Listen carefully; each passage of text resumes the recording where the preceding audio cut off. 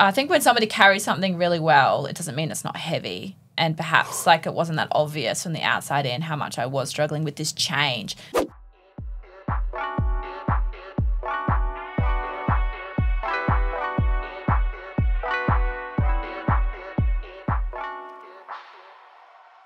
Welcome back, or welcome to another episode of the Success Times Happiness podcast. I'm your host, Richard Thompson. Today, we sit down with Brigid Woolnough, the founder and the managing director of KOKOPOD, a huge player in the world of handcrafted chocolate here in Australia. I found Brigid's story super interesting. The startup journey was pretty cool, from teacher to stay-at-home mum, dabbling in chocolate and selling it at local markets, to now having a team and manufacturing at crazy levels just to keep up with demand. But it isn't all sunshine and rainbows, and this is where I became so intrigued with Brigid as a human. Her ability to handle pressure, seek advice when required, her corporate maturity from someone so young, but I guess being sued for breach of trademark by a $300 million parent company would teach you a thing or two. This ep, Brigid talks about everything, including that lawsuit, and how she manages to prioritize herself despite the chaos and to ensure the best version of herself turns up every single day. All right, let's get into it. Brigid Woolnough, thank you so much for coming onto the show. We've been talking for a bit. Do you get exhausted with that? Do you get exhausted about that everyone wants energy from you, right? We've only got only 24 hours a day, and you're a mum of three and a wife, and you're running an enormous, an amazing business. Do you get tired of people, like your phone never stop ringing and people got questions and that you can't just...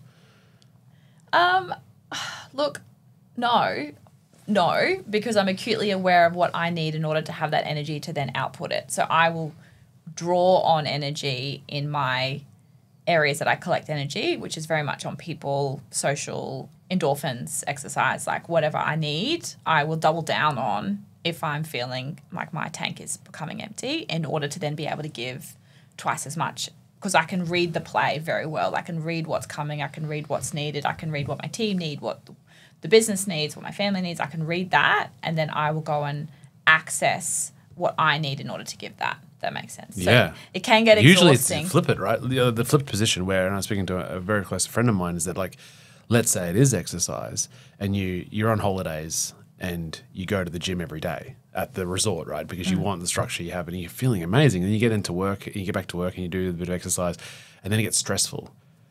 And then exercise, your own exercise, is the first thing for most people that go out the door. It's like, I'm too busy. Work is too busy. It's too stressful. I can't spend an hour at the gym. But it's what you need the most at that time. And so you've obviously been able to experience that enough to go, you're almost to the point where you just said, like, you can forecast. Correct. When your energy is going to be taken the most. Yes. And you double down on getting where you find the energy from. Yeah. And I'm unapologetic about that. Yeah. What does that look like for you? Structure, and then the education background that I have as a teacher is, like, I'm super organised. I'm very people-centred. I can read people very well. Profiling people, I can read myself very well. So it's just sitting in it, like, just being hyper-vigilant, hyper-aware and clear, I think. And it's just not compromising on what I need in order to serve. Because if I fall over, the whole thing crumbles. So I'm very aware of that, and as well. So it's a strong responsibility of mine to make sure I can serve altruistically and fairly and with intent and with result. Otherwise, it's foolish. As a leader, though, do you think there is an element of vulnerability to all of your team in all the different facets, where Brigid says, I'm putting myself first so I can fill up my cup to then feed you? Is there, rather than do that on the quiet and you just continually to serve? No, it's just communication on that too. Like, I'm doing this because I need this in order to get this result. And everyone who's in my world is on the journey. Like, this is all of one and one of all. Like, this is my life. This is how it is. We're all on the same journey. Everyone understands. Everyone gets it. Like, we're all working towards, like, a bigger picture. The people who are in my life can see it. They know it. They serve their love to me where they can, where I need it, or encouragement, whatever that looks like. But I'm also a good communicator, and I think that's where you find that happy medium is being able to say like, hey, I get that it may look selfish for a second, like I'm not giving up the gym, but I'm going to do that so that I have enough energy to do that. Or if I'm too tired, I'll say like, hey, I'm going to take 2 weeks off, like I need a break and I need to spend more time in sleep or spend more time in other areas. And that's the thing I'm going to cut. Something always has to give. There is something that gives. So what is it this week? What is it next week? What's going to give? Okay, I can't be social for the next 2 weeks because I have to focus on this project. Whatever. Like just forecasting, being aware, being hypervigilant about where you're at and true with where you're at. Don't deny yourself where you're at. Like, hey, I'm struggling. What do I need? That's the path of high performance as well, because I think if you're going to accept 60% of your potential in any facet of your life, then you could probably manage everything at the same time. But if it's when you dedicate yourself to high performance, to not necessarily perfection, but a really high standard, whether it's business, whether it's home, whether it's whatever, like you said, something has to give. You can't just do high performance in every aspect of your life and expect nothing to crumble. There's sacrifice. Yes.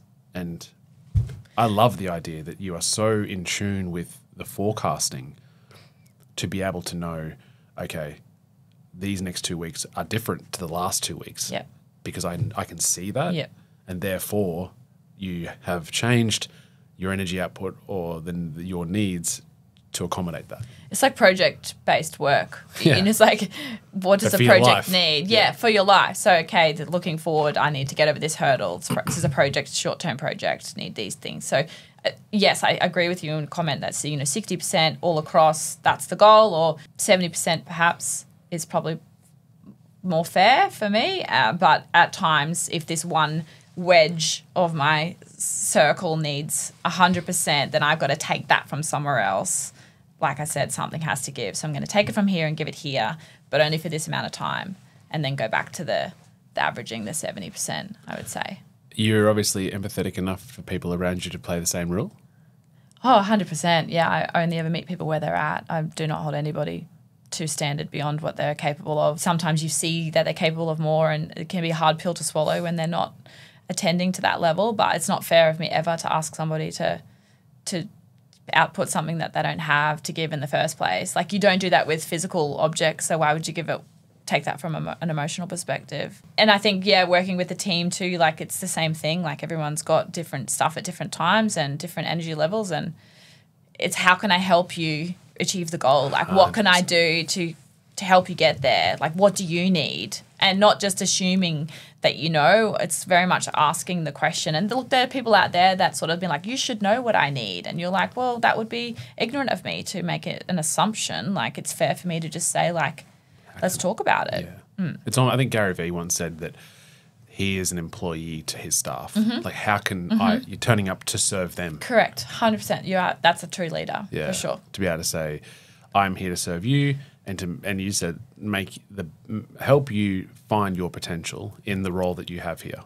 Yeah, and what you love. Like, what do you want to wake up? What do you want to get out of bed for? How can I? And I've got team that are studying. I've got team that have families and commitments. And one of my team, her son just started school, so she's got this whole. We talked about it for months. This whole new routine of lunch boxes and helping her manage her own expectations of what she's going to be able to output. Her hours changed, her work schedule changed, and she was like, she was very gung-ho with thinking like, I'll be able to, do 100%. And I was like, look, like, great, aim for that, but I'm only going to be expecting 60% of you. So, like, when you feel like you're cutting short, like, it's not from me. It's, and we can work through that together. Like, I know you're going to fall from grace a bit here because you're going to have this massive shift in your life, and I'm here to support you, like, whatever you need. Where do you think that softness as a leader has come from for you? Oh, gosh. How you're brought up? Or is it something that you learned through uni or through teaching? I don't know. That's a good question. I don't think anyone's ever really asked me that. I mean, I'm one of 4 in my family. My education degree has certainly prepared me for a lot of understanding people. Sure. I think, like, I'm certainly people-focused. All my careers have been people-focused. My jobs through uni, I was disability services for 5 years. I was hospitality, I was a nanny. Like, they're all person-centered roles where you really need to, like, be attuned with who you're with and, what they need. And I was a mum really early too. Like, I was 24 when I became a mum, had 3 kids. I don't know. I guess it's just a bit of everything, really. And then the business, be working with people for 11 or 12 years now, And then a lot of it's maybe just me. Like, it's just how I am, I suppose, just like super aware and always growing and learning. And I'm a huge extrovert. Like, I love people. I'm obsessed with people. I'm obsessed with watching them at the airports or the train stations or the, like profiling people, their Myers-Briggs profiles. I can work them out inside out. I just love people, I think. So I feel like chocolate just became my medium of choice to connect further with people because I wanted to just be around people all the time. Well, teaching is a noble profession in the sense that you are making a difference to others. And as you said, disability service, the jobs, the nannying, all those jobs that you've done in the past are giving back. Sure. Right? I'm intrigued as to, and I'd love you to go back to that story. I know that you've told it before, but you're on maternity leave from teaching. Yeah.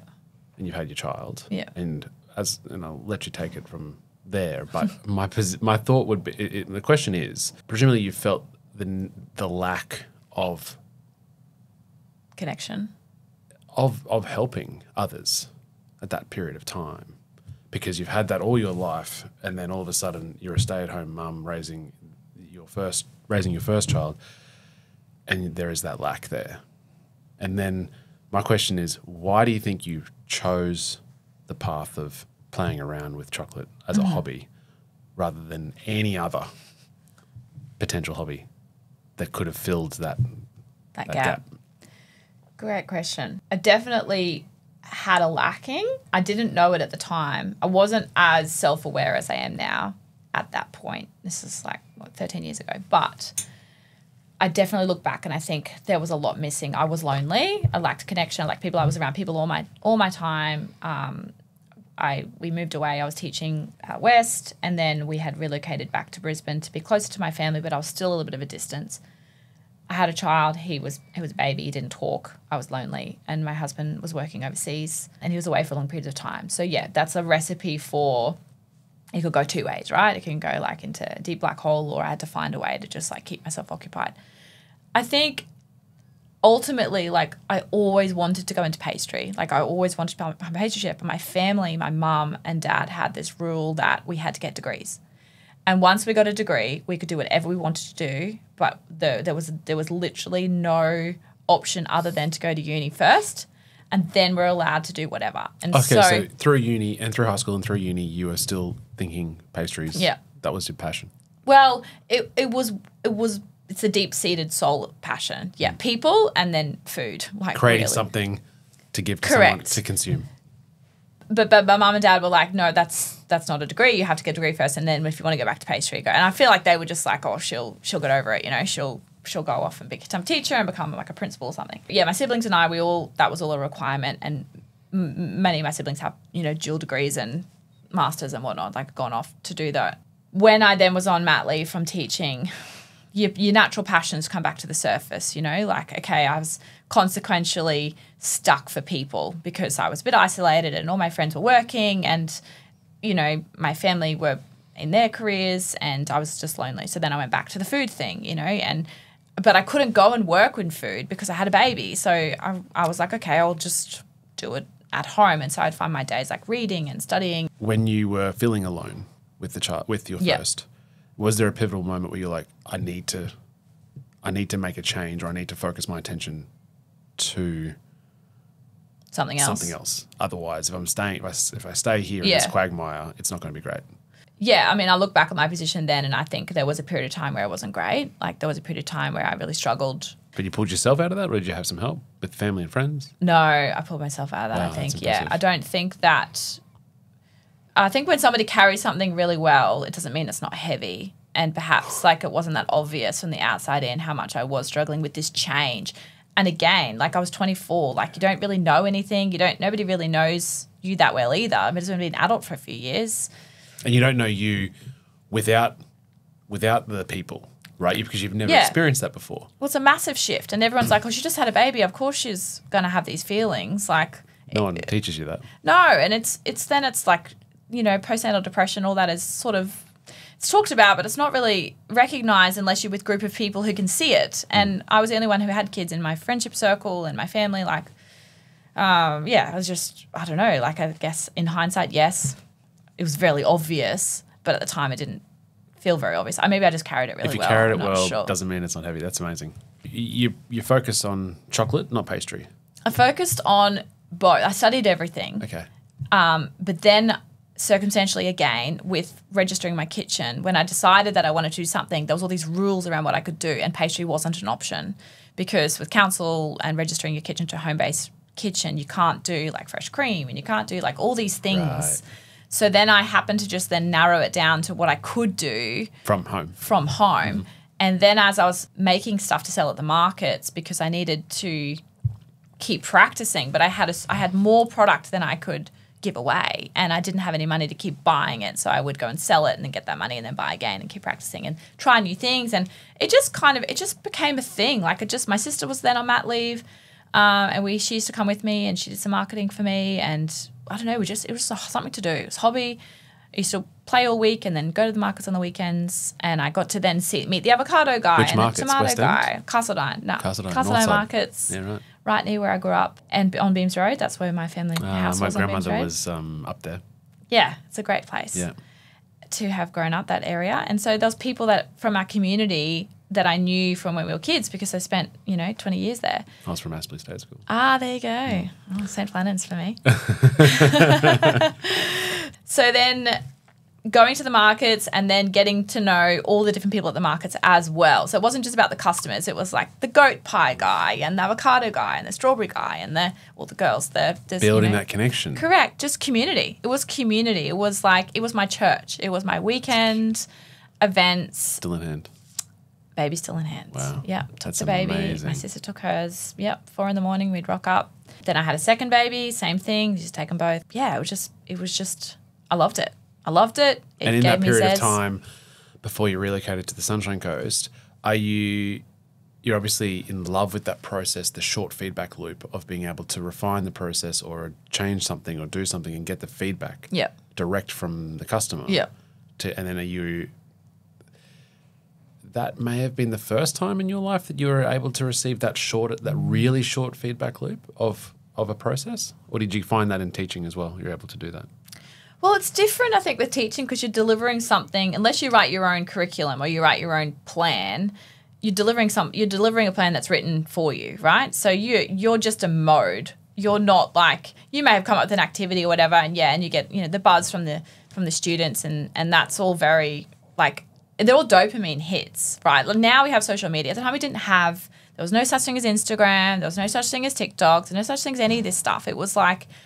You don't get those hits unless you had to go and find them. And I feel like that was my, and essentially elongated because it took a whole week between when I'd make something and sell it and get that dopamine hit. But that's what I was getting. I was getting connection and self-serving and like feedback and always positive because who doesn't like chocolate, right? So it's just this constant like, Brigid, you're so great. And that's how I kind of kept my confidence levels up, I think, in that time. And then over time, I fell in love with the science and the complexity of chocolate and the challenge, like why didn't that work? Lots of stuff I didn't quite understand why it wasn't working or, we change flavors and we do the same thing 3 weeks in a row and then people would get sick of it and it'd be like, what was about that? So change flavors, and then buy something new, try new ideas, refine things, change of seasons, like now it's summer and of course chocolate melts on the table at the markets in summer. Okay, we can't do summer. Like, it was just a constant revolving door of unpacking an idea. So Are you actively writing these thoughts down or just in your head? Just flying From the city day beds? by day. Yep. just in it. What, it was a roller coaster and I loved every bit. Like, I guess now by nature, I tend to follow the high highs and the low lows. Like by default, I certainly don't chase mediocrity. I love the explosion of life. Like I want it all or I want none of it. And so that's what I was getting. I was putting everything on the line and winning. And it was amazing. Yeah, you get a few losses, but for the most part, like I was hitting the nail on the head and it was great. And in that period of time before you did decide to relocate, were you too deep in it to think the future or was it just this is great at the moment, I'm just going to play with what we have at the moment? I was just rolling with it. Yeah. There was no bigger plan. It was just day to day. Day to day. I guess I figured I would do it for a bit and at some point go back to teaching. Like I didn't have a grand plan. That was a fun exercise. Yep. Back to school. It was just, yeah, I was still then at the same time as doing it. I was still doing contract work. I was still doing supply teaching. I was still marking NAPLAN. I had my kids. Like I was doing a bit of everything. Like, you know, just going with it, going with the flow. And the support from your husband was obviously. Yeah, like he was on board. He wasn't there to serve me otherwise. So I think it was for him. I was busy. I was happy. That made him happy. Yeah, he was supportive. Yeah. Beautiful. So then there is a crucible moment where you're just overtaking the family kitchen too much to keep up. And at that stage, still just the Castledine market? No, I had picked up some wholesale by that point. Okay. Yeah. So. And KOKOPOD, tell me what the name and when that started. Well, that was the inception, like from January 2013, right from the get-go. From the beginning. Yeah. That's what we'll call it. I had called it that. I registered it. KOKOPOD is where the chocolate comes from, the bean. It comes from a cocoa pod, and I just phonetically changed the C's to K's. Went ahead with that right from the get-go. And before that I hadn't even started the markets. I think that was January, and I think I started the markets in June. So it was in that same sort of period. I started off more doing like wedding cakes and events. In winter, nobody was getting married. There was no weddings. I didn't have anything to do. So I was still making these chocolates, and that's when I thought I'll go to the markets and sell them and get these ideas. But before that, it was wedding cakes, chocolate showpieces, chocolate flowers, going to people's weddings and setting them all up and not repackaging or anything. One-off contracts rather than for all consumers. Correct. Okay. Yeah. So then I just took the same things, smaller sizes, and took them to the markets. Yeah, okay. And then that just kind of took over. And after a couple of years, I gave away events. After I had my second child, I gave away events because it became too hard to take 2 kids to go and set up a wedding cake at the back of Byron Bay. Like it just was unrealistic to think that was scalable and manageable. And, you know, events are very like the last 2 or 3 days. You know, everything's like it's plan, execute. Yeah. And, you know, I couldn't plan that. I couldn't structure that with my kids, and events just is unrealistic when you have other things that pop up. And I didn't have a team. I didn't have people to, you know, work with me on that. Whereas chocolates I could do in advance. I could, you know, make them, and they were more shelf stable, and I could plan them out and then work towards the event bit by bit, and then be ready by the day. Whereas events, it's nothing, and then 3 days before it's 100% of it. So it just became too untenable, to do it like that. To handle the wholesale and the markets then, the family home kitchen, which still was the first kitchen that you started with. Yeah.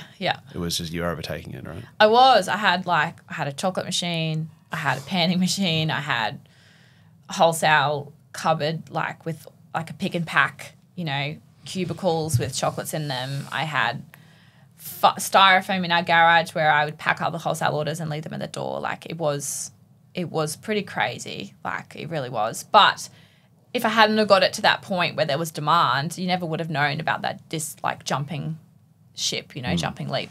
I think I had about 8 wholesale accounts by this point, still doing it all by hand, like making all the chocolate by hand. And then I got a small machine at some point. I was still doing markets. I was doing events. I was doing like trade shows and consumer shows, like, you know, regional flavors and stuff where there was like lots of people that would come for like 3-day festivals and things like that. So yeah, I was busy. Like my schedule was busy. And then it just became the point where a decision had to be made. Like it was either scale or stop. It was, what are you doing? You know, you've got it to this point. Or like I was like, I've got it to this point. Do I want to scale it? Do I still want to go into teaching? Do I want to? And I just felt like I wasn't sure how I was going to manage my family life in a job that had not as much flexibility as I would like. So I very much valued having full flexibility of my time. And I wasn't sure how I was going to show up to school days, Mother's Day, Father's Day, whatever, school sports days, if I was in the classroom teaching and Dale was working overseas. I just couldn't see how that was going to work long term. And so I also wasn't sure how I was going to put away my love for chocolate completely. And so I decided to just go for it. Yeah. And it was a very quick decision. It was like, well, I'm not going to stop. So what's the option?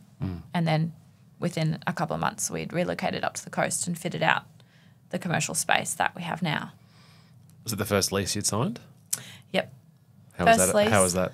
Yeah, it was good. Signed the lease on the back shed of a building that had 5 sheds and fitted that out. Dale did a great job at, utilising what we needed to make the space temperature controlled. That was really a heavy focus because chocolate is super temperature sensitive. Now we have the whole building. We own the building now. There's three of the spaces are completely fitted and operating as chocolate manufacturing, and the front 2 are under construction, under development approval for a retail store. Yeah. So it has, it's cool to see growth, but none of that was in the plan. Like, it was just get a shed and keep going. Like, get out of the home kitchen. Yeah, get out of the home and keep moving forward. Just one step in front of the other. There was no grand plan. It was just move and move forward. Where did the confidence come from in terms of that step of the lease? And just demand, I think. Like, just knowing that, that there was demand for this. Belief in the product. Yeah, just belief in what I was doing and people wanting it. And I couldn't make enough. I go to festivals and I'd sell it on day one. Like, I couldn't make enough by hand. It was, and I just didn't want to put it away. So just kept going. You move in to the Sunshine Coast, relocate the family. Mm-hmm. How was that transition? Yeah, it was fine. Like, I knew that there was great schools on the coast, good lifestyle. The shed was working. Like, it felt good. Like, I love the coast. We were at North Lakes. That's not too far. The distance is, you're kind of halfway there. Mm-hmm. It wasn't like moving interstate, and my family's in Brisbane at the time, so it wasn't too far. Yeah, I was excited. Like, it was amazing. It was great to continually have your vision being unfolding. I, again, didn't have this great big vision, but I knew I wanted to go bigger and go forward and move. And that was exactly what was happening. I was moving forward and moving into bigger and greater things. And there's some value, so much value to that in terms of going in the right direction, or the direction that you believe is the correct direction, and putting all your effort into that. Again, it's all or nothing for me. Like, that's kind of my personality. So it was, if I didn't do this, then I would have closed that and gone straight back into teaching, but I probably would have aimed to climb the ranks and own a school or something. If that path stopped, you would have gone back to teaching. I mean, yes, there's career development in that, but now you've got the entrepreneurial hat on. Surely that you couldn't shake that again. Yeah, I didn't know that's what it was. Like, at that pivotal crossroads again. Like, by this point I was maybe 27 or so. Like, you just don't know what you don't know. Like, there's none of this media that's available to us now to show us our own reflection, and you identify that in that channel. You're like, hey, that's me. Like, hey, I'm going to dig a bit deeper. I'm an extrovert. You don't know. You're just discovering who you are. And I feel like it's really hard in this time to not know that, because it's so available to us to have all of those modems thrown at us every single day through social media that shows you the psychology of yourself. But back then, it just wasn't there. I knew my Myers-Briggs, and that was it. Like, I did that at 17. I'm exactly the same letters as I was then. An ENFP, which is the life of an entrepreneur, but what is an entrepreneur? Like, what is that? It is the inability to follow anything but your heart, pretty much. But you've got to have some zest behind you, and you've got to have some grit, and you've got to have some strength, and you have to have all of it or none of it. And so, yes, it would have come up again, and I never would have been able to put it away, but it just would have popped up in another bubble somewhere that I would have then had to deal with that. Then perhaps I would have been smarter to choose something like socks or ribbons, something that doesn't break, doesn't melt, doesn't have a use by date, is light, can be shipped anywhere in the world, like an Oodie or something smart like that. Perhaps less chunky than an Oodie, but I happen to fall into chocolate, which is temperature sensitive and shelf life's unstable and breaks, all of the above. That period of growth from when you opened up the shed to now, other than the name issue, which we'll get to, any growing pains with the team? Anything that you reflect on and go, I should have done that differently or better? Without the experience, you can't be too hard on yourself to sort of learn along the way. You can pay a lot of money for consultants, and sometimes I've done that, and I've been like, actually, you don't actually know as much as you say you do. Or perhaps, you'd unpack their questions and you'd be like, hang on a minute, this doesn't make sense. But no, I think I've hired lots of people. I've had more than 30 people come through that I've worked with, employed, and some have been amazing and some not so amazing, and some fit and some don't. Like, again, it's just you don't know what you don't know until it's in your face. And then you just have to problem solve like an entrepreneur and move forward, or constantly moving forward and not letting that be a hurdle that you can't overcome. I would have maybe, I don't know, like perhaps I would have done a few things more in a corporate sense, structured the business a little bit differently, in a corporate structure, etc., planned for an exit, that kind of thing. But I don't know, like I'm really proud of where I've got and what I've faced, the adversity that I face, and been able to overcome that, and just those challenges as a young woman with a family of my age. Like I think I think I've done well and I'm proud. But if I sat down in another 10 years and I reflect and want to give people advice, like who are about to walk through the same gates that I've walked through, I definitely would give them advice on what to do differently. But I didn't have that access, and therefore for what I knew, I think I've done well. When we first met earlier in the year, I was impressed with your corporate nous to handle it all. And thank you. That is not nothing.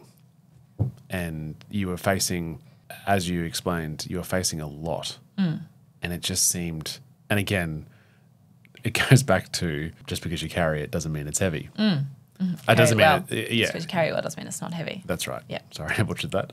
But talk to me about this whole experience with the name issue. Sure. From the start of when you first thought this, when you first came across your desk that this may be a problem.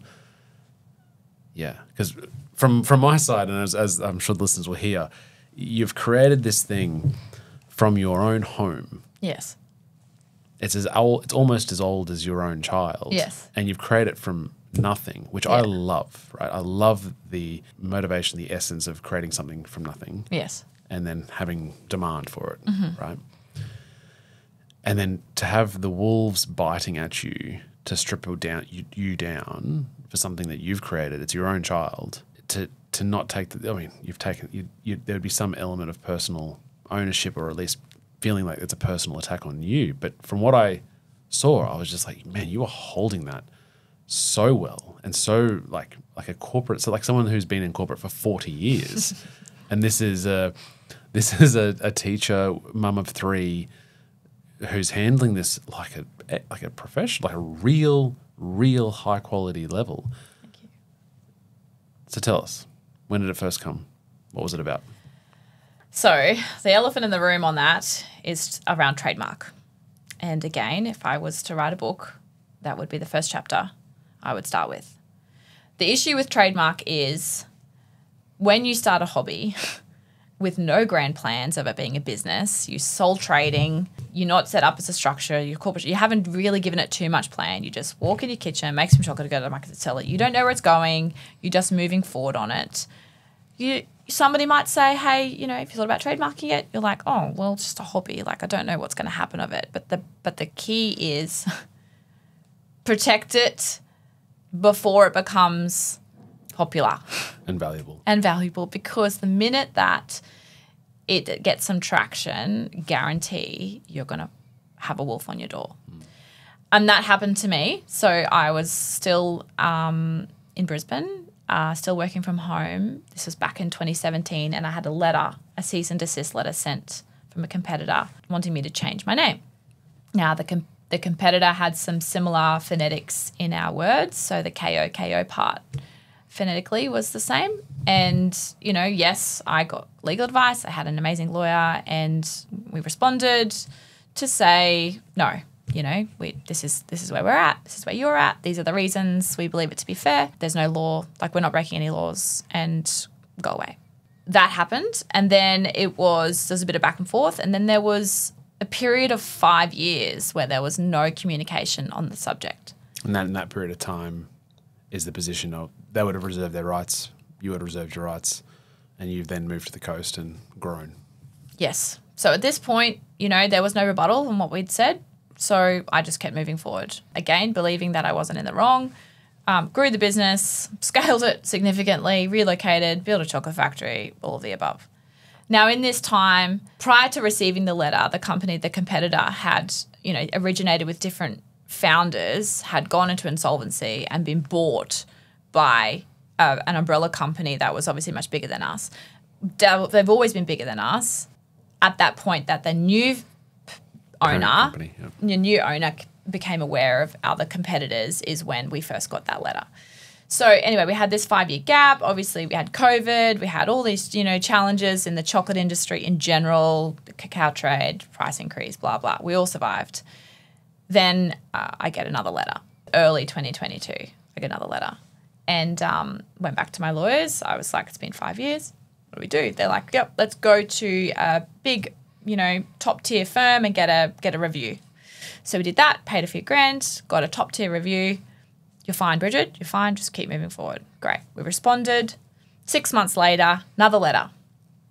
Brigid, you're still bothering us. KOKOPOD is still a problem. You must change your name. So we went back to the same legal team, more money, get more advice. By this point, I'd been trading like 10 years or something, and there's all this like legality around trademark law and time in market and ownership, etc. And, I didn't have a trademark because by the time I went to consider trademarking, I'd already been flagged as an issue to this other company, and it was assumed that I'd be blocked. It was assumed that if I tried to trademark it, they'd block me and then I would never get through anyway. So just keep trading in the market, own your market share like outright, by consumer awareness, and that's as good as a trademark in any legal debate, which is true in its core sense. So responded, no, not changing my name, go away. And they're like, if you don't change your name, we're going to file to federal court. And we're like, okay, well, we're not changing, so on your bike. So sure enough, 6 months later, they filed to federal court. Now, being sued is probably one of the most underrated experiences, in as much as like it's awful, but nobody knows how to support you because it's the 1% corporate challenge that you will face. And obviously preparedness is the key, but there are things that happen along the way that you can't prepare for, and that is certainly one of them in my case. How were you feeling when they actually... When I got the letter? No, yeah, when you got the federal court application. Because up until that stage, it was just letters. Up until that stage, it was just letters, like a bit of bluffing. I feel like it was a bad day. I remember that bad day because I had, it was a bad day. I feel like I feel like I was a bit like game on, but a bit like, oh, wow, okay, I really have to buckle up now. Like a bit of bluffing kind of up to this point, a bit of like going with the security of what I'd been told that it would be fine, etc. And the parent company is huge. It is. Of this. It is a $300-400 million, company, huge. And part of me was like, you're trying to assess it and be like, surely it's not that founder. Like, he's an entrepreneur, he's a founder. Like, surely he doesn't know who Brigid Woolnough is. Like, should be way bigger fish to fry than my like very small market share that I'd had at the time. And I thought it must be like, they must have the CEO. I was like looking up the CEO. They must have the CEO that's come in. It's got to be in his bonnet. Like, just wants to impress the founder. Wants to go and squash all the KOKO companies that are on the trade, that are existing, that aren't on the trademark register. Anyway, I was sorely wrong, but that's what I was thinking. I was like, okay, maybe if we just go through this process. So look, we started the federal court proceedings, hemorrhaging money like no tomorrow, going through the grind. Engaged those top tier law firms. Clayton Oates was my law firm, had my trademark attorney as well. Went through this process, ended up in mediation in June in federal court. And the day before, it wasn't until the day before the federal court mediation in June that I realised that it was the founder of that parent company that had signed his name.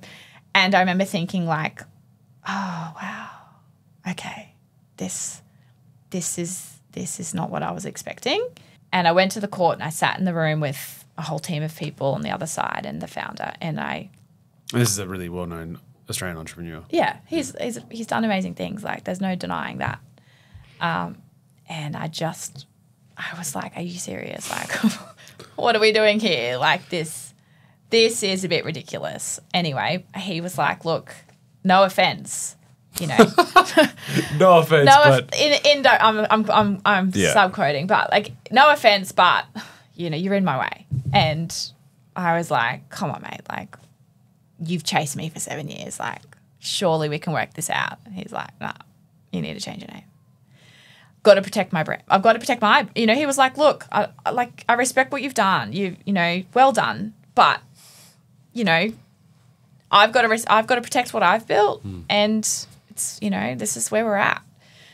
We then went through a period of negotiations, I suppose, to try and work out where that happy medium was. And yeah, again, lawyers, expensive, a few conversations. We had one-on-one as well. And in the end, we settled to change our name. And that was more of a commercially financial decision, because at this point I'd spent $300,000 or something of money that I didn't have, and I was facing another double that at least to get in front of a judge. And had I got in front of a judge, there was no guarantee. There was no guarantee, because then you have the whole thing of appeals and all of that comes out. But you know, I would have had a very strong chance of winning in front of a judge, at the risk though of railroading the entire business into the ground to then win on a trademark case with have no business left to even roll out afterwards. So yeah, okay, I can keep the name, but there's nothing behind it. There's no business left. So you've got this, and there's collateral damage that happens, is stress. And,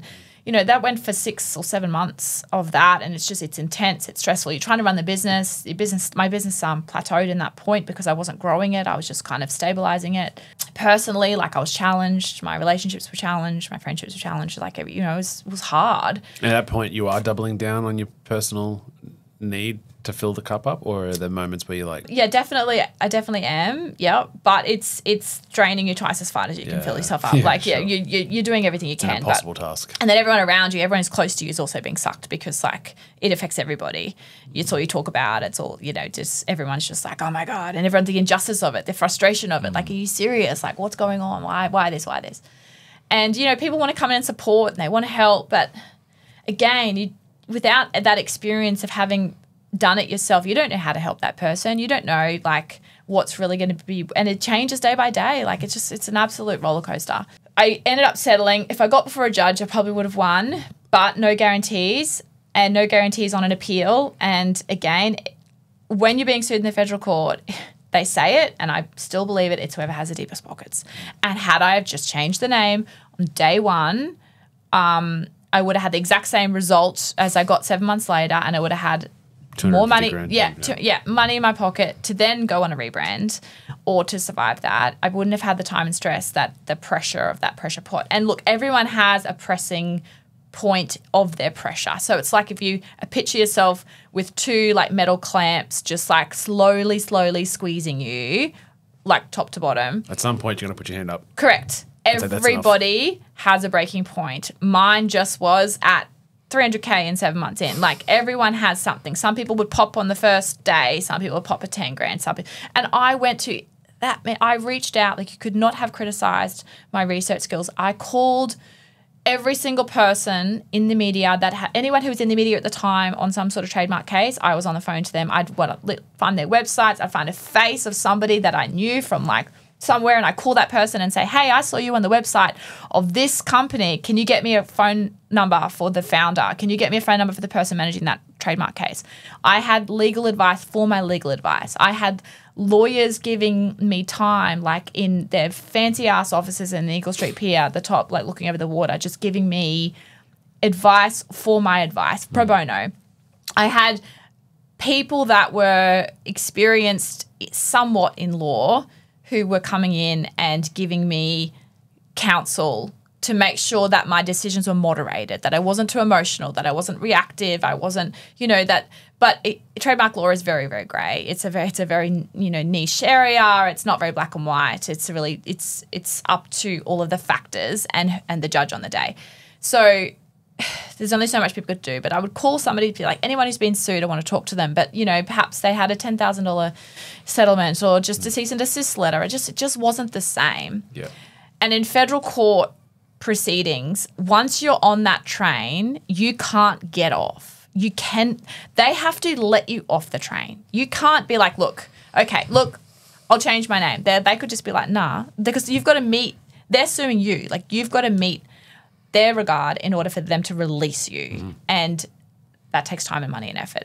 The goal, I think, for anyone in business is to not get on that train. Do everything you can to get out of the firing line so you are not picked up by that train. Because once you're picked up by that train, you cannot get off that train until they let you off. So protect yourself, get the advice early days, spend the money early days, the whatever, $400 you're going to file to just file the name. Just file it, get a place that has a day on it, and go and get some legal advice. I don't want to get, this isn't a legal podcast, but I actually had a client who was like, oh, is this podcast about law? And I was like, no, my God, that'd be the most boring thing ever. Oh, sure. But I think that is a pivotal takeaway. But a lot of people who start business just don't.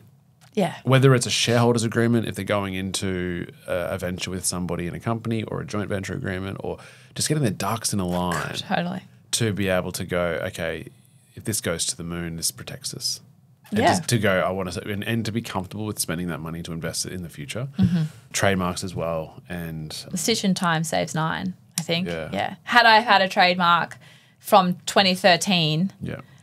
I would have predated the insolvency and the buyout of the next company. I wouldn't have predated their trademarks, but And also, but you can't foreshadow that had you registered that the wolves wouldn't have come. Totally. Come anyway. I think they would have come anyway. Anyway, right? Yeah. And that still is a question for the court. The act of registering it is not the be all and end all. And again, the issue that I was faced with was not that I was doing anything wrong. It was, I feel like I would have won my case. I'm under every bit of advice that I would have won, but I didn't have the money. It didn't matter. It didn't matter that I had a great case. I didn't have the money. It didn't matter. I would have won. And all this time, yes, Brigid, you'll be fine, you'll be fine, you'll be fine. Nobody said, you'll be fine, just make sure you got $750,000 in the bank in order to be fine. Because that's the only way you're going to be fine. Because yes, in a court of law, you would be fine. Without the money, you're as good as dead. Corporate lawyers, we don't do no win, no fee. You have to slip and fall for that. You do, yeah. And that's the reason for that is because it is so up with the judge, right? At the end of the day, it's a question for the court, and that could go one or two ways. Yeah. And lawyers just aren't prepared to say, just what's called spec it. Sure. To say, all right, well, we believe in this case so much, and we're so confident that we'll get something. Correct. We'll do no win, no fee. Yeah. Whereas for PI, not that I can speak to that industry, but there's going to be, more often than not, there'll be some compensation being paid. Yeah. And then that's the definition of win. But then even if you win, you're not going to get every dollar back that you ever spent in the first place. So it's a train you don't want to get on. You don't want to get on. You don't want to get on it. But I mean, that's, and what we see here as well in the office is same with wills. People go to get cheap wills or free wills, and then you don't realize the can of worms that may open up without getting proper advice. Yeah. And then it's sort of like, it's like taking a Panadol now, but not realizing that that doesn't solve the issue. Yeah, it's just a Band-Aid. Yeah. Yeah. And there's plenty of incredible lawyers everywhere. Yeah. But just the position is just get your ducks in a line. Totally. And again, I had a top tier firm. I paid the money. I had lawyers for my lawyers. It was all or nothing for you, as you said. I had it all, and I still have to change my name. So it doesn't really matter. Do you think that experience, looking back, having gone through that experience, not that you'll be up against another trademark application in the future, but probably when the next wolf comes, do you think your reaction or response will be different because of this?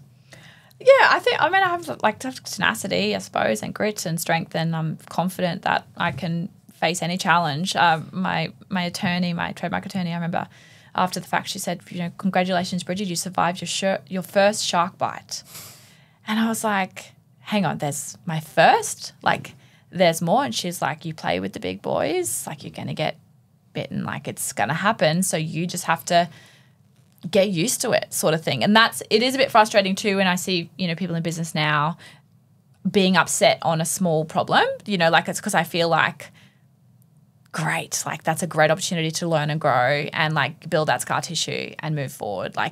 They say fail fast, get it over and done with, fix the problem, move forward and build that resilience and build that, because business, the problems just get bigger, they get harder, and it's up to you to cope with that, and people get paid proportionate to the size of the problem that they're solving.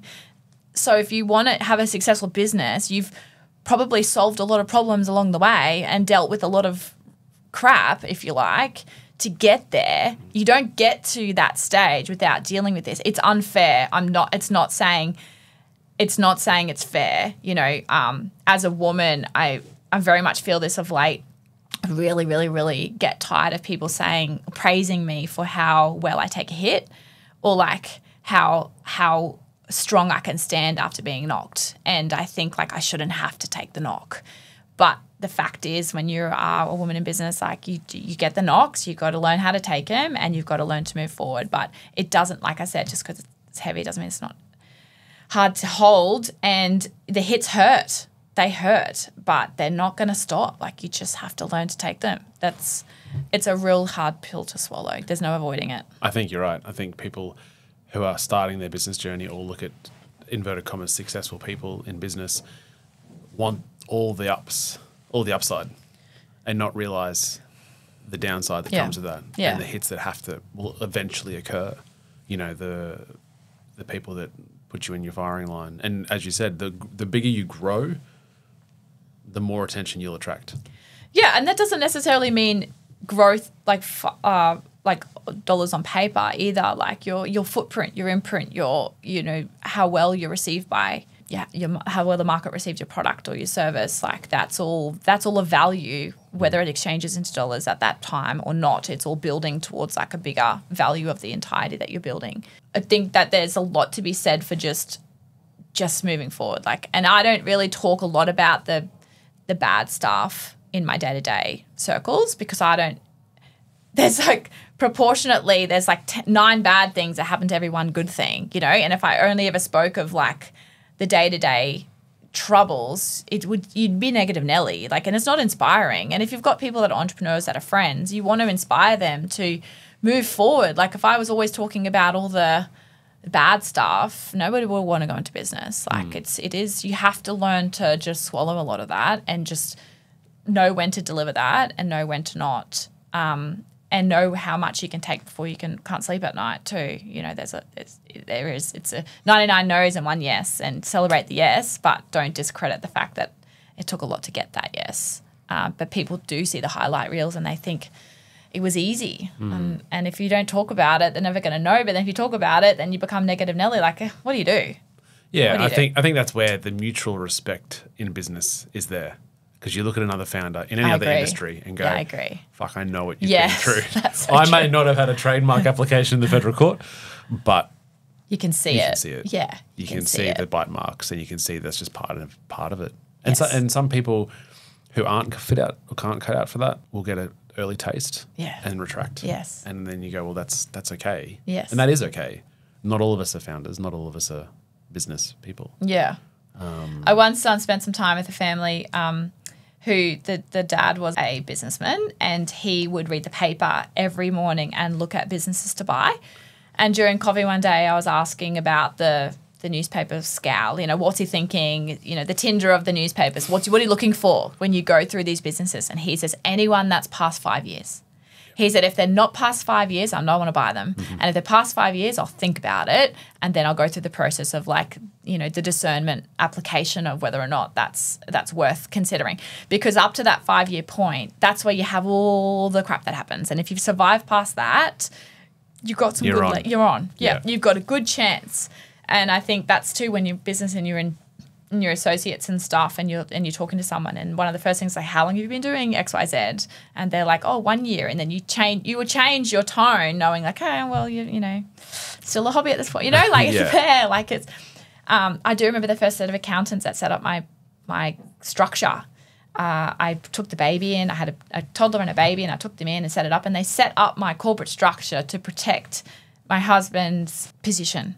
And it was like, it wasn't the right corporate structure for me, but I feel like in hindsight they were setting it up to appease the situation as my hobby, but protect his financial wealth as he was working overseas. Like it wasn't about me, and there probably wasn't a lot of belief that anything would come of it. Interesting. Again, early days, early years. I'm not discrediting them because they're making the same application anyone would on somebody who's sub 5 years, but still, it's an interesting feeling when you're past that to look back and be like, oh, wow, like not even you believed in me at that point. Yeah, it's just part of it, I think. Just being observant of that and being like, oh, okay, no worries. So be it. So when's the rebranding happening, and how do you talk about that? Well, I mean, we've started to merge some umbrella kind of things in strategies into the current rollout of our day-to-day stuff. We've got time. It's not an immediate. That was really great. We negotiated some time on that. So there's a lot that is going to roll out, and I'm still kind of putting the final dots on exactly the overall structure of whether I'm going to take everything into one particular brand and sub-brands underneath that, or whether I'll just be a manufacturer of certain brands. It's a different way of thinking about it. So I'm still kind of working that out. And the chocolate industry at the moment there's a lot of changes happening with the cacao trade, and inflation is just going to go through the roof on the chocolate trade. So what's the cacao trade? Well, everything's just going up and up and up. Like there's some restrictions on environmental limitations that have occurred over the years that now we're only seeing kind of come down to do with cacao production and prices and things like that to do with the cacao bean. So everything's going up and significantly and fast. So as manufacturers, it's hitting us now. It's then going to hit the consumer in the next maybe 3 to 6 months, and chocolate is going to be as expensive as gold. So yeah, there's a lot that with that information at hand, and you're thinking about a rebrand. Okay, with this information that I have, what am I going to do differently? What am I going to change? How am I going to manage? How am I going to stay on top of this? There's no end date to these rollout of changes and price increases. So how am I going to be able to absorb that long term, if at all? And what do I need to do to make sure that I can be prepared for what's not known? The commodities, they're traded, less commodities. Again, if I had the wits about me, I would have gone into socks or something that's easy to, manufacture 20,000 pieces and hold on to them for 6 months. But yeah, we are going to see some changes, and I'm going to have to be aware of that and plan. Do you look back much, given the relatively short period of time in business, or in a decade, you've gone from working in your family kitchen, going to the markets, to now owning the entire set of sheds and growing and growing. Do you spend any time looking back at where you've come from, or is it all just you just focused on where you're forward? headed? I'd say it's forward.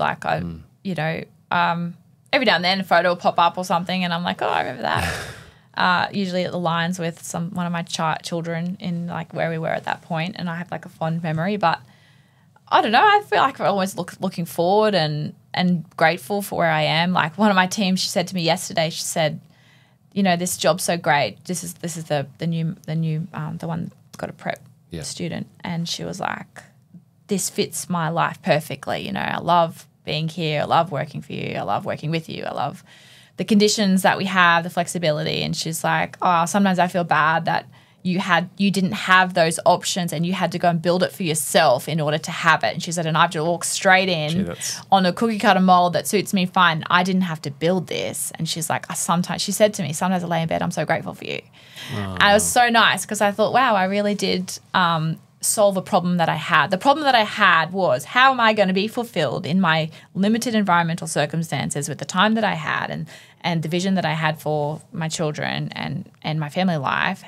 And I couldn't get a solution. So then I was like, oh, I'll just make my own solution. Didn't know I was doing it at the time, but it's exactly what I did. I curated a life that I wanted that was going to be fulfilling and tick all my boxes and suit me logistically and fundamentally. And that's kind of cool. It's kind of cool to look back and be like, well, yes, I had to fight some battles along the way. And had I just gone back into teaching, gone to the classroom, it would have been a very different story. But would I have been as happy? Would I have had as much purpose built? Would I have had as much growth, personal growth? I don't know. It's that sliding doors moment. You don't know. I chose this path and here we are.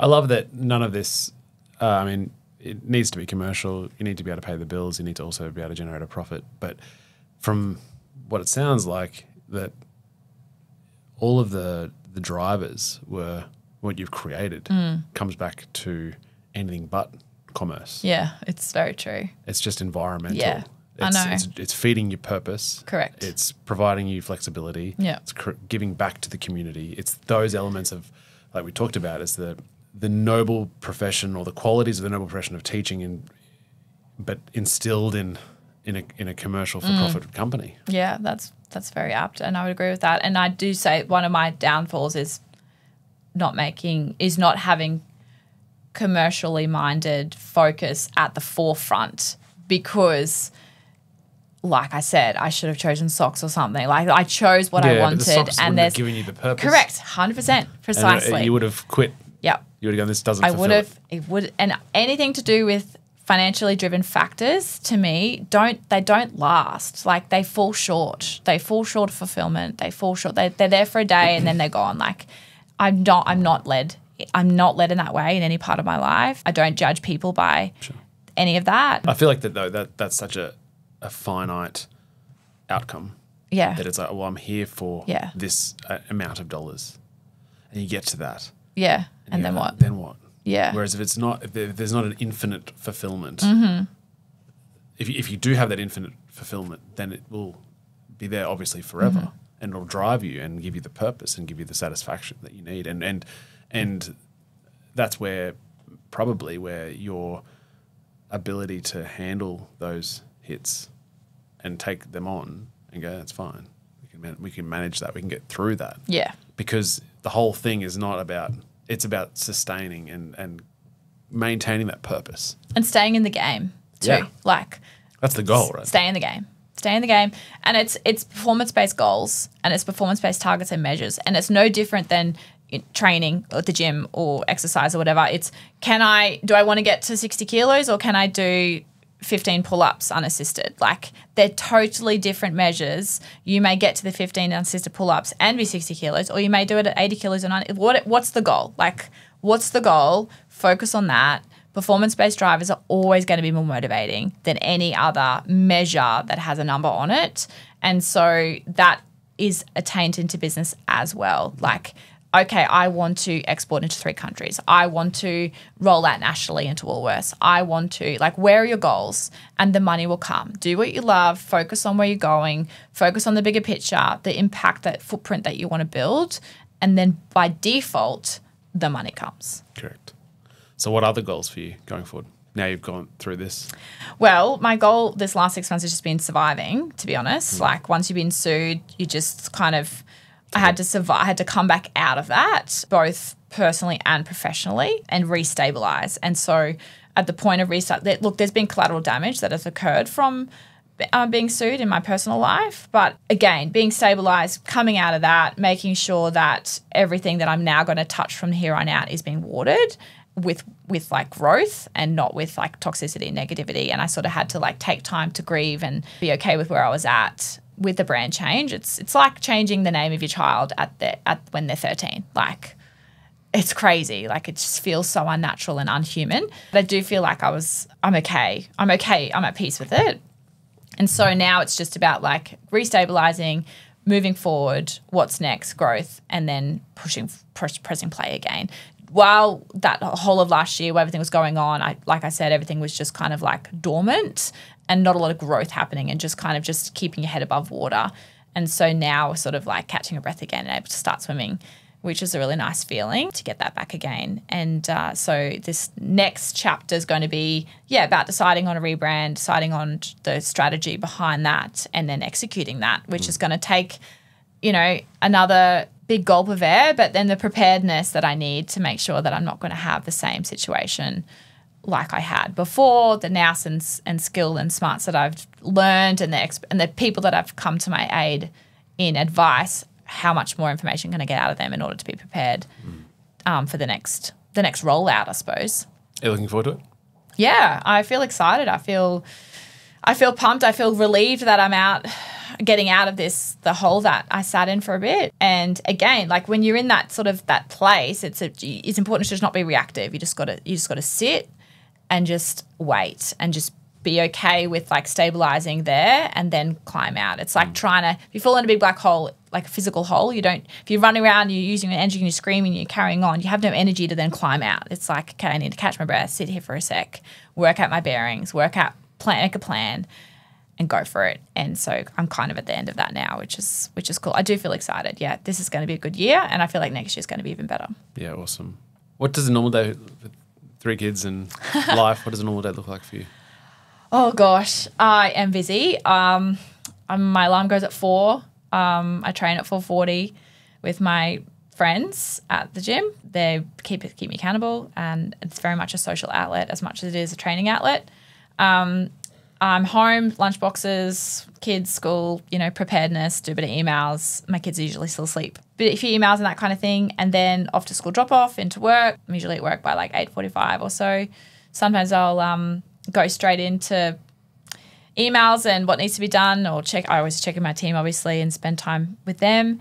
Doesn't matter what I'm doing, I'm always doing something. Then it's school pickup and afternoon activities with the kids, and then dinner, and then I'm usually back on emails again before bed, and I usually try and get to bed by 9, otherwise I struggle with my alarm going off. But I've got little routines. Taco Tuesday with my neighbours on Tuesdays, and we switch houses, and we go to the park, and the kids have their activities that they're doing every day. Like, we're always with people. My kids are as extroverted as me, which is painful but exciting, because then they always want to be with people every day. Like, they want to, what are we doing now this afternoon, Mum? Like, what are we doing? There's always something to do. So, my life is very full, but I sleep well, and I'm happy. Beautiful. All right. Before we let you go, the 5 quick questions. Oh, yes. What does success mean to you? Success is, to me, when preparedness meets opportunity. And I feel like you can't accept success until you have dreamt it, envisioned it, prepared for it, and then seen the opportunity when it's on your doorstep. It's really easy to miss something when it's right in front of your face, something really great. But you'll not miss it if you've planned for it and you've prepared for it, and you know what is coming, and you can get a sense of what that looks like when it's on your doorstep, and then you can grab it. Then that's the epitome of success, I think, because you've managed to grab the bull by the horns, because you saw the bull coming, not that you missed it and missed the opportunity, missed the green light. So I think success is when when preparedness meets opportunity, you saw it, you grabbed onto it, and you rode it. Amazing answer. Your view of happiness? Happiness to me, I think, is like a sense of contentment in all that you're doing, in all like aspects of your life. I don't think anyone's ever completely happy all the time with every part of their life. But I think like having control over your time and energies, being self-aware can give you the best opportunity to be happy, because you can then pivot and adjust things as you need, like have a barometer of your life and be like, what do I need? Okay, I need to serve this.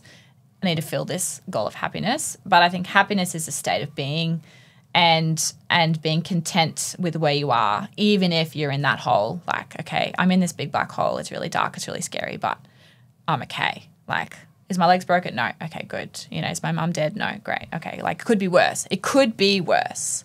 So I'm going to sit here for a bit. I'm going to be content with this, and then I'm going to move forward. So I think happiness is it's a state of being, and being content with that, where you're at that time. Question 3, most gifted or recommended book?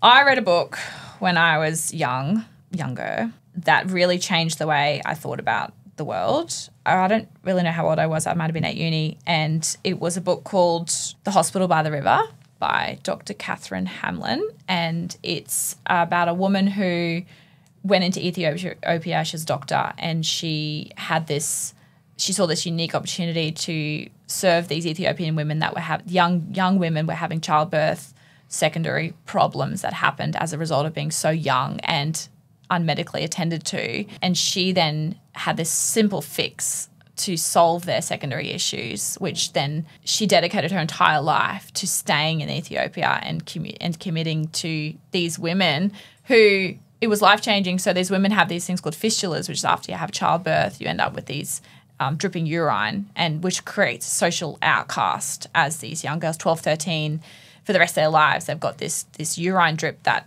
completely outcasts them. And she was able to go in there and sort of a simple procedure to stitch the fistula and give them a new change of clothes and send them back into society for a second life. And I read that book, and before I'd had kids, and you know, you don't really realize what the toll it is on your body to have a child, and then the medical attention that we have in this country. But at the time, I remember thinking like, wow, like she kind of would have had a sense of obligation to stay in Ethiopia and continue to serve that, because if she wasn't going to do it, who was going to do it? And then these women like endlessly would have these issues. And so she then just self-served that and served this community for the rest of her life. And it was just a really powerful book to think like she couldn't walk away from her ability to change someone's life, because it meant such a significant impact on their life, but it was at the cost for her to commit her life to that. She was a Westerner, so to that third world country for the rest of her life. So I read that book and it was pretty life-changing. It's a great book. Yeah, right. Thank you for that. 4 guests, not family or friends. They could be dead or alive. Who's coming to dinner? Well, Dr. Hamlin, she's coming. I want to talk to her about her lifelong commitment, whether she questioned her own life, needs, wants. Yeah, that's the expense, or that's the payment of the doing good there. Is the opportunity costs, right? And what went through her head at that pivotal point where she had to make that commitment. So she's coming. Elvis Presley's coming, and he's going to sing. I don't necessarily want to talk to him, but I want to hear him sing so he can be our entertainment. And then I want to have Walt Disney come, because I want to ask him about how many of his ideas were deemed cray-cray. And, I mean, there's docos that talk about his brother being the executionist of his cray-cray ideas. But did Walt have any tenacity to actually execute anything, or was he literally just the hybrid dreamer? And I would love to have just understood how he thought, and the conversations that he and his brother would have had to like take this wild idea that now doesn't seem so wild because we've all seen it, you know, materialize. But yeah, back then, what dinner table conversation did they have when he was like, yeah, I want to come up with this mouse, and he's going to have a squeaky voice, and he's going to dance, and he's not going to speak, he's just going to make sounds. Like, yeah, sounds wild, but super, like Mickey Mouse is iconic. So he's coming. And the other person's coming is Ray Kroc. And Ray Kroc is the McDonald's, well, some say founder, some say thief, either one, but he is the rollout executioner of McDonald's as we know it. I'd like to ask him about his vision and how he saw an opportunity of the burgers systematically being manufactured by those the other brothers, and he kind of came in on it. And obviously there's business dealings, and there's 3 sides to every story. There's his, hers, and the truth. So I'd love to understand his story, but also just how he then took that concept and whether he ever intended or visioned it to be as impactful internationally as it actually was, or whether he just thought it was a good idea and he sort of started to scale and next minute it took off. Like, I'd love to know how much of this, what we know McDonald's to be now, was planned and how much just eventuated and, you know, had a lot of people touch it. So I'd love to talk to him. Ray Kroc. It'd be a great night. It would be a great night, yeah. And then finally, a guest, famous or not, you think we should have on the show? Oh, hot topic at the moment. I think you should have Andrew Hughes Brown on. He's Sunny Coast, well-known businessman, but he is also very altruistic. He's very clever, and he's donned a fair few hats. So CEO of Gourmet Garden, COYO, Council and Economic Development, and now he's the chairman or CEO of Turbine Project, which is a collaborative food and bev manufacturing precinct that's underway up here on the coast, and it's going to be groundbreaking. And I think understanding his motivations for serving the community, like he's had great, like, important roles, but when you know him, he's extremely humble and diligent and aware of what the coast needs and what people need, and a really incredible person. And I think for Turbine, that's going to have impact on a very large amount of manufacturers and individuals and business people alike. I think he couldn't have picked someone better, because his altruism and his concern for the community comes forefront, and then his smarts and his acumen in business are then benefits to that sort of servant's heart that he carries. And I think that he'd be a really interesting person to unpack in this way. Great chat. Thanks. Brigid Woolnough, thank you so much for coming on. Thanks for having me. I know It's that been fun. we spoke a couple of months ago and you were keen then to come on. Yeah. And then we built this. I really appreciate it. Thanks, Richard. It's And been great. good luck for everything in the future. Thank you. Cheers. That was another episode of the Success Times Happiness podcast. If you are going to the shops and getting some chocolate, be sure it's KOKOPOD. And if it's not, let the cashier know and mention our podcast as well. Till next time, peace.